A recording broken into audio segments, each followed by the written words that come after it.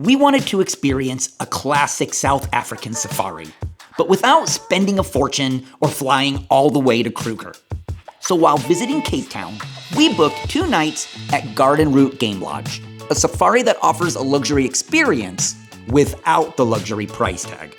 But we did have a few questions going in. Would this smaller, lesser-known park still feel like a real safari?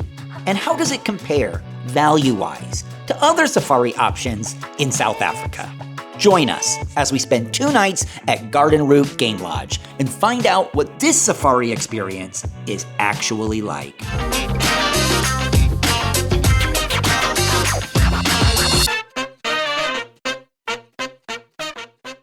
From Cape Town, it's roughly a 4-hour drive to Garden Route Game Lodge. And for me, it was also my first time driving from the right side of the car on the left side of the road, which took a little getting used to. I'm on the right side of the car. First time. Woo, be careful. I can do it. After the long drive, we arrived at the lodge, checked in, and since this is really where the experience begins for most guests, we'll start with a quick room tour. We stayed in one of their Deluxe Chalets, a private unit slightly set away from the main lodge and a bit more spacious than the standard rooms. And the first impression is just how comfortable and well thought out everything feels. You've got a full en-suite bathroom with a double vanity, a large shower and bath, and a separate toilet area.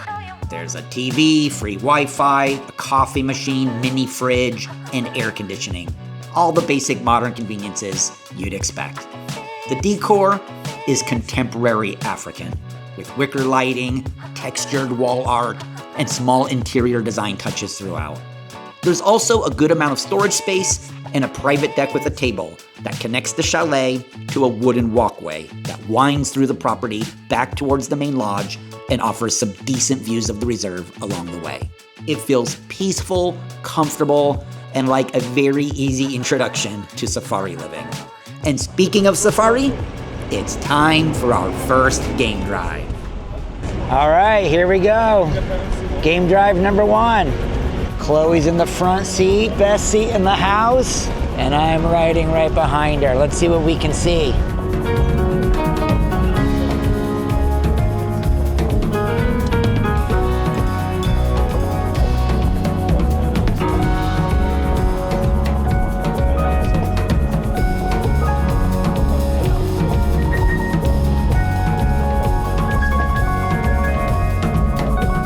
So we saw a ton of wildlife on this first drive, and some of it was really close.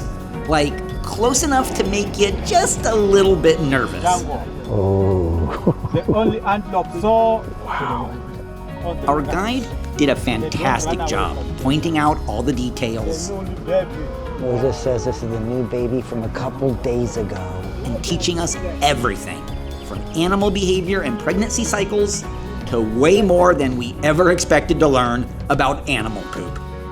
My favorite part, however, was taking part in the iconic Sundowner, a safari happy hour, if you will, enjoyed in the bush. Overall, this first game drive was super impressive. We were out for a bit over 2 hours and were greeted with warm, wet towels and a bonfire celebration when we arrived back at the lodge. A glorious African sunset as our backdrop. Yep, it was pretty much what we'd hoped for. All right, game drive number 1 was awesome. I can't believe we have 3 more of these. But anyways, enough about that. It's time for dinner. So we didn't do a ton of filming during the meals, but I will say the included food here was pretty solid. Whether it was breakfast, lunch, or dinner, everything had a semi-gourmet feel, definitely above average.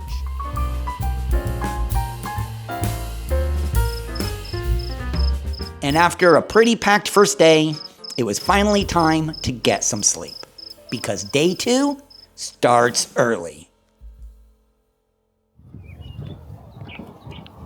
All right, good morning. It's 6 a.m.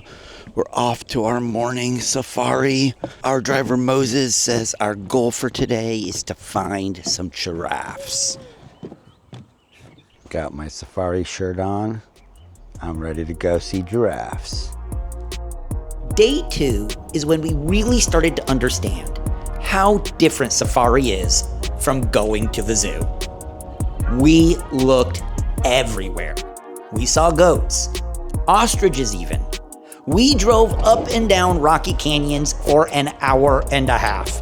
And then finally, we saw them. On the other side of the canyon, a family of giraffes. And honestly, as cliche as this sounds, the search made the sighting that much more exciting. Safari is surprisingly active.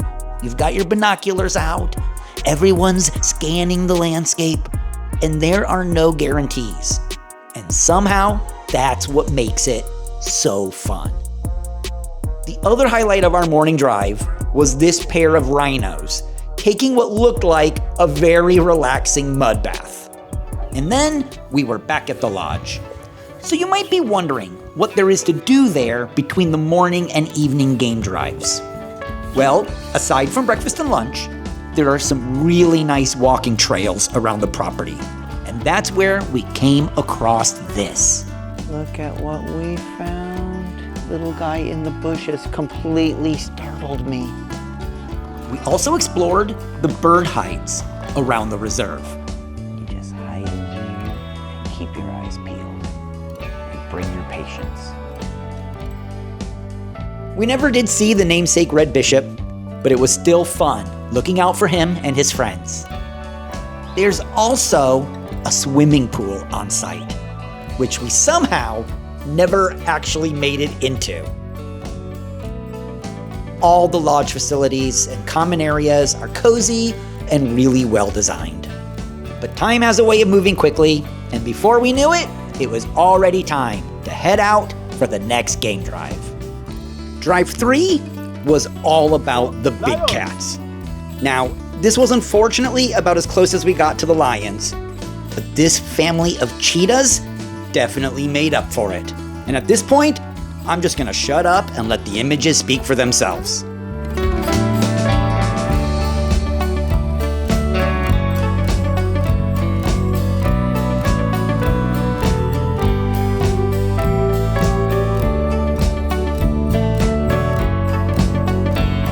Another relaxing sundowner, and this incredible double rainbow brought our second day at the park to a close. How perfect is that? What a day.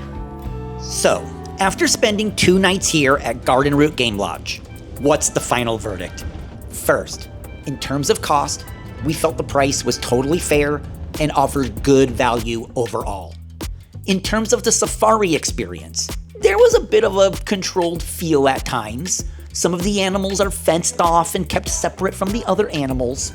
We didn't see any predator-prey interactions, hunts, kills, lions and hyenas fighting over a zebra carcass. But honestly, in the end, I don't think it really mattered. Some of our favorite moments from our entire time in Africa ended up being things like tracking giraffes through the canyon, sundowners out in the bush, and seeing cheetahs up close. And maybe most importantly, it left us wanting to go on another safari.